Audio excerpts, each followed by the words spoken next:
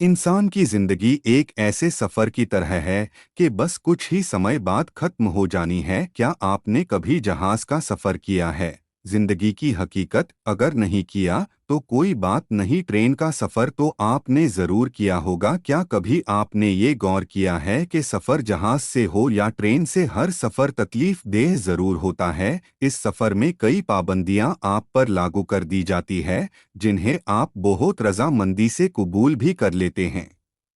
मिसाल के तौर पे आपको बस एक खास जगह पर महदूद कर दिया जाता है, लेकिन आप बिना कुछ बोले मान जाते हैं। आपको इस सफ़र में सफ़र के दौरान ये आज़ादी नहीं होती कि आप अपनी मर्जी से सफ़र के दौरान अपनी मर्जी से चहलकदमी करते हुए इधर उधर जा सकें, बल्कि जहाज़ के सफ़र में तो आपको सीट बेल्ट से बांध दिया जाता है और आप कोई ऐतराज़ भी नहीं करते। बाथरूम वगैरह का कोई खास इंतजाम न होने के बावजूद भी आपको कोई शिकायत नहीं होती। हालांकि ट्रेन के मुकाबले जहाज़ का बाथरूम इतना तंग होता है कि पता ही नहीं चलता कि कब शुरू हुआ और कब खत्म हो गया। चाहे एयरपोर्ट हो या रेलवे स्टेशन, भीड़ भाड़ की वजह से आपको तकलीफ ज़रूर होती है, लेकिन आप खामोश रहते हैं।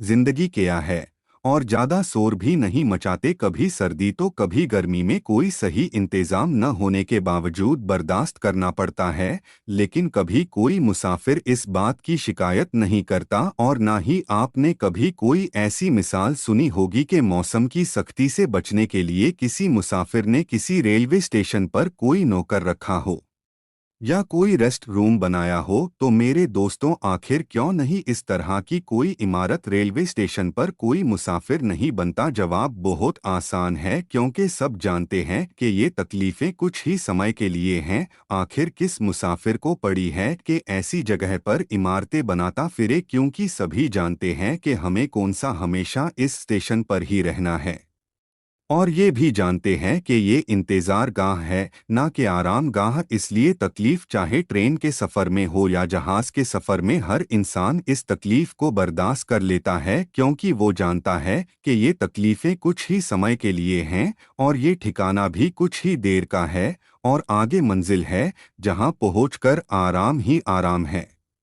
तो मेरे दोस्तों, ज़रा ठहरिए, ज़रा रुक जाइए और इतना ज़रूर सोचिए कि क्या ये दुनिया रेलवे स्टेशन की तरह नहीं है? क्या कुछ देर का ठिकाना नहीं है? क्या हमेशा हमें यहीं रहना है, या हमारी मंजिल कहीं और है? क्या आपको नहीं लगता कि जो ज़िंदगी आप गुजार रहे हैं वो चाहे 20 साल की हो या 60 साल की क्यों ना हो, क्या ऐसा महसूस नहीं होता कि जैसे दुनिया में इस्लामिक ऑल स्टोरी आए हुए अभी कुछ लम्हे ही हुए हैं, लेकिन हम जिंदगी के कई साल गुजार आए हैं? क्या कल हमारे बुजुर्ग, बच्चे या जवान नहीं थे? क्या आपको ऐसा महसूस नहीं होता कि साल पलक झपकते हुए गुजर रहे हैं? अभी एक ईद आती नहीं कि दूसरी सर पे आकर खड़ी हो जाती है। कहीं ऐसा तो नहीं कि हम खुद को धोखा दे रहे हैं? तो सोचिए कि कहीं इस दुनिया का सफर एक ऐसा सफर तो नहीं जिसे हम असल समझकर इसे ही सब कुछ समझ बैठे हैं, और इसकी जबाइस में इतने मगन हैं कि अब तो गाड़ी छूट जाने का खौफ भी हमारे दिल से निकल चुका है।